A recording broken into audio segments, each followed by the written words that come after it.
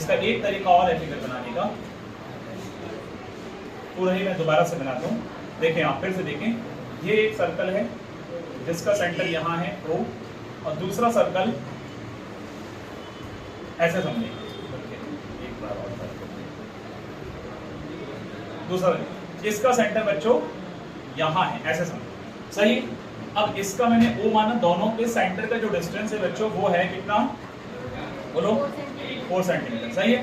तो 4 सेंटीमीटर ये डिस्टेंस हो गया।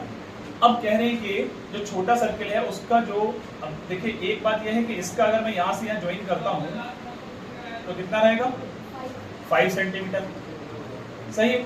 और कह रहे हैं कि जो दोनों का कॉमन कोड है उसकी लेंथ बताइए। तो कॉमन कोड कहाँ रहा है बच्चों, ये एक रफ फिगर है, ऐसे समझने की कॉमन कोड तकरीबन यहाँ पर ऐसे करके ये वाला है, सही है।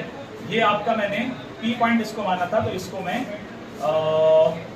E और F के नाम से जानता हूँ, बात समझ में आ रही, P पॉइंट इसको मैंने, तो आपसे EF की लेंथ निकालनी है। अब एक चीज ये है कि दोनों के सेंटर का डिस्टेंस 4 सेंटीमीटर आ गया। तो अगर आप यहाँ पर ये देख रहे हैं, हमने सेंटर ये वाले सर्कल का ये माना है, तो यहाँ एक राइट एंगल ट्राइंगल बन रहा है, इसलिए क्योंकि मैंने यहाँ से यहाँ तक तो सेंटर पे डिस्टेंस डाला है, क्योंकि कोड और सेंटर पे डिस्टेंस डालने पर ये जो सेंटर से किसी कोड पर लाइन ड्रॉ करते हैं वो परपेंडिकुलर जाती है, तो इसलिए ये 90 डिग्री होगा। तो इस पॉइंट का नाम जैसा मैंने बताया आपको, ये वाला जो पॉइंट है ये है P आपका, सही है। अब अगर मैं बात कर रहा हूँ, मुझे चाहिए, मुझे निकालना क्या है, EF निकालना है, यानी कॉमन कोड जो है, इसका भी कोड ये है और इसका भी कोड ये है, दोनों सर्कल का। तो कॉमन कोड की जो लेंथ है वो हमें फाइंड आउट करनी है, लेकिन बड़े वाले का जो रेडियस है 5, छोटे वाले का रेडियस 3।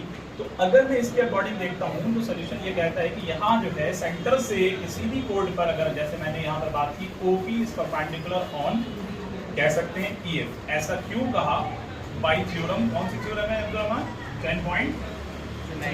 9.3, ये 9 हो गया चैप्टर। अब 9.3 के अकॉर्डिंग ये थ्योरम आपकी यहाँ पर है, ठीक है बच्चों। अब यहाँ जब ये परपेंडिकुलर है तो एक राइट एंगल ट्राइंगल बन रहा है, राइट एंगल ट्राइंगल का नाम है EPO। इन ट्राइंगल, ध्यान से देखो, EPO कौन सा ट्राइंगल है, EPO।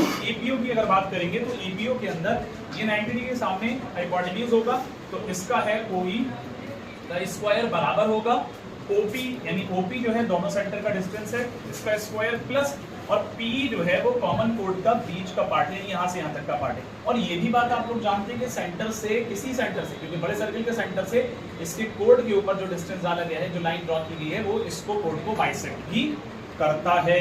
इस हिस्से में और इस हिस्से में ये बाइसेक्ट यहाँ पर कर रहा है, तो एक बात ये भी है। लेकिन फिलहाल अभी हम इस ट्रायंगल की बात कर रहे हैं, EP गिवन भी जो है 3 सेंटीमीटर, हाँ वो भी बात है, तो हमें प्रूफ करके लाना है ना बेटा। तो अगर 3 सेंटीमीटर गिवन है तो इस बात का थ्योरम लगा के डायरेक्ट हम डबल भी कर सकते हैं, लेकिन हमें लाना प्रूफ में, तो इसलिए हमें शो करना है, इस चीज को बताना है, तो कर सकते हो उस तरह भी। तो यहाँ पर आपका मैंने बताया P, तो PE का स्क्वायर किया। अब OE जो है वो कितना है 5, OP जो है वो कितना है 4, PE हम यहाँ पर निकाल रहे हैं, तो आपके पास भी पता ये चलता है कि 5 का 25 और 4 इधर आएगा तो 16, मतलब इसका स्क्वायर करेंगे तो 16 होगा। तो इस तरह से पता चलता है PE का स्क्वायर, ये कितना बचा है 9, इसमें स्क्वायरिंग हो जाएगी तो P आ जाएगा।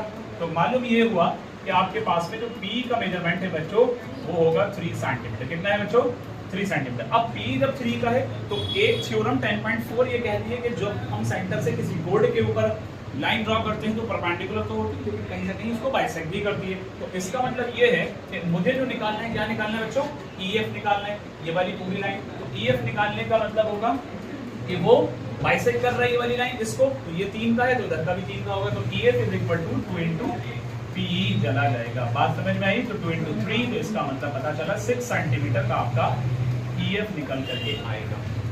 ये क्वेश्चन आपका 11th इंटरेस्ट के अंदर पूछा गया है, काफी साल पहले कॉमर्स के पेपर में।